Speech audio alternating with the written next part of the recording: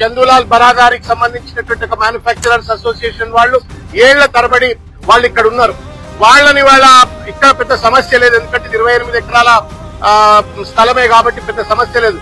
కానీ ఉప్పలకు పోయినా, జీడిమెట్లకు పోయినా, పటాన్ చెరువు పోయినా, మిగతా ప్రాంతాలకు పోయినట్టయితే పెద్ద ఎత్తున కంపెనీ వాళ్లతోటి లోపాయకారిగా లోపల డెవలప్మెంట్ అగ్రిమెంట్లు, సేల్ అగ్రిమెంట్లు చేసుకుని ఈ జీవోను దొడ్డిదారులు పట్టుకొచ్చి ఇవాళ ప్రభుత్వంలో ఉన్నటువంటి ఒక పెద్ద మనుషుల బినామీలు ఈ భూములను కబ్జా చేయాలనే ప్రయత్నం చేస్తా ఉన్నారు.